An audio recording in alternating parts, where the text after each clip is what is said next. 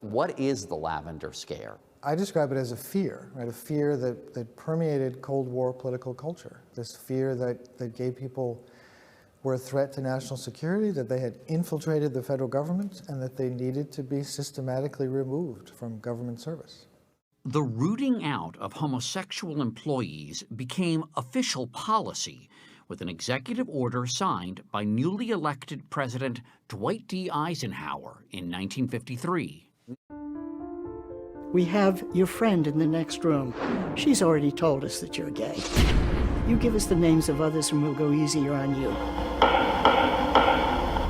Committee will please come to order.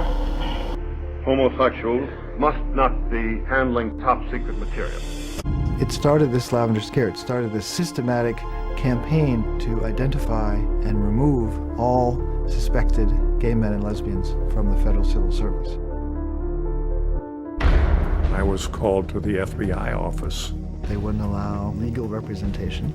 I was a scared kid.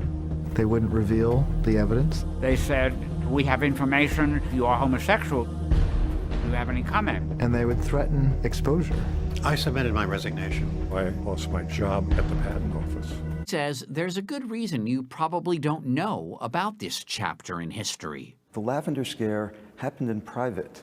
The people who were being fired didn't want to tell their closest friends and relatives why they had been fired, because they wanted to stay in the closet. If you were found out to be gay in those years, your life was essentially over. You were shunned by society. You were shunned in the workplace. It's the reason people were in the closet in the 1950s.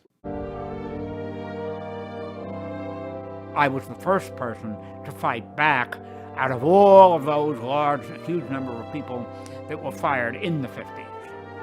And in 1965, he led a protest outside the White House, which was both an act of conscience, but also an act of extraordinary courage. I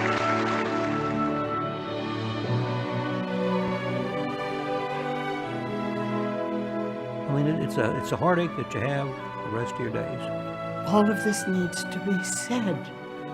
People need to know.